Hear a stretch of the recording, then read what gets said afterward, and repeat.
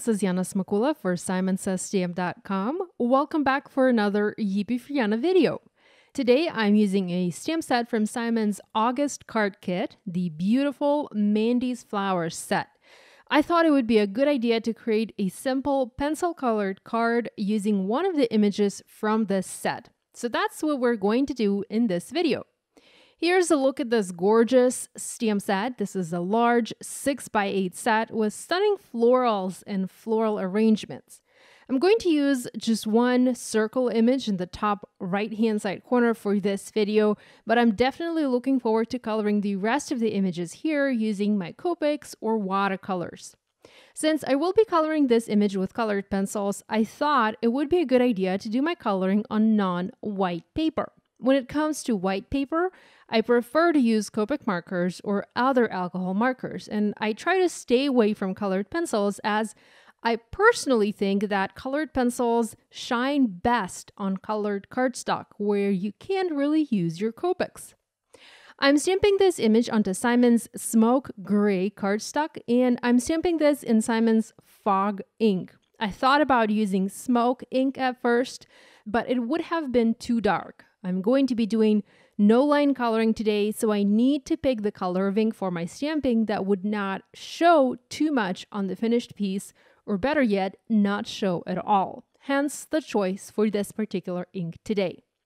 I have shared several videos in the past using colored pencils, so be sure to watch them if you'd like to learn more. The pencils that I'm using today, and have been using for the past several months, or maybe even a year, are POLYCHROMOS colored pencils from Faber-Castell. You can also use Prismacolor pencils or other colored pencils that you have in your stash and that you like to color with. I love my POLYCHROMOS, so I'm using those. I'm starting to color this image by coloring leaves, and I'm using my favorite greens here. I'll have all of the colors that I used today listed in the blog post associated with this video, so that's where you can look for the exact colors if you want to know specifically what pencil numbers and colors I used. I'm using 3 shades here, and in a way, I like to compare pencil coloring to Copic coloring. I learned most of what I know about coloring by using Copic markers, so I'm now trying to apply that knowledge to my colored pencils. I don't know if that's the right thing to do, but it works for me, so I'm going with it. So I have 3 shades, a dark, medium, and light, and I'm also using white pencil to add highlights. White is a must-have in my stash, and I used white pencil more than I use any other color because I always highlight with white, I often blend with white, and I sometimes use my white pencil as a base for further coloring if I want to lighten the colors. When I color with pencils, I use the pencils themselves to blend the colors. I burnish with my pencils. I start with a light hand, and as I get to the final layer of the color, I apply heavy pressure to burnish my coloring. The burnishing action smoothes out the tooth of the paper and it prevents it from accepting more pigment or more color on top. So that is why you don't want to use heavy hand right away when you just begin your coloring, or you will flatten all of the tooth of the paper and you will not be able to apply more color. I also try to color in little circular motions. I'm going to slow down a part of the coloring so you can see that circular motion in action. So little circles, little tiny circles. You apply one color in tiny circles. Next, you add your second color in those tiny circular motions, and so on.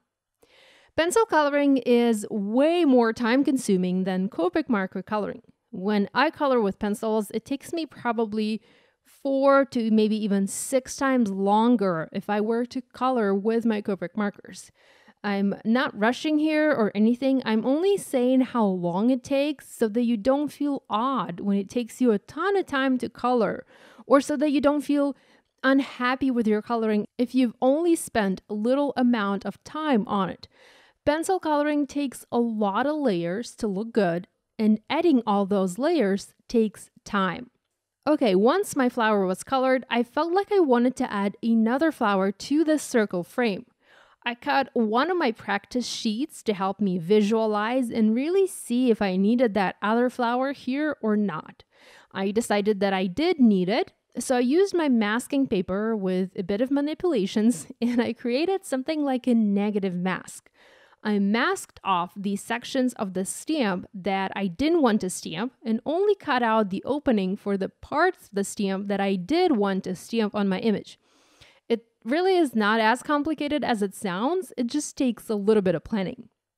Had I known I wanted to add another flower to this image at the beginning of this video, I would have also masked a portion of that circle frame when I was stamping the original image, but that was an afterthought, so I just had to go with it. I placed my mask, the mask of the image that I did want to stamp, so I placed it where I wanted to stamp it. Next, I added my negative mask pieces around it, and I removed the positive mask and stamped my image. So I'm stamping just that one flower and a few of the leaves. This did overlap the stamped lines from the circle frame, but I knew that I would be able to color over them and cover them for the most part with my pencils. Once my coloring was done, I stamped the sentiment. I went with "Thank you for your love" here, and I used smoke ink. At first, I stamped it in fog, but that wasn't dark enough for my liking, so I stamped it again in smoke. I also added a few more stamped images, a little heart, a little branch, and a few clusters of tiny dots. To color the circle frame, I used my white pencil along with a light and a dark gray to create shadows from the florals.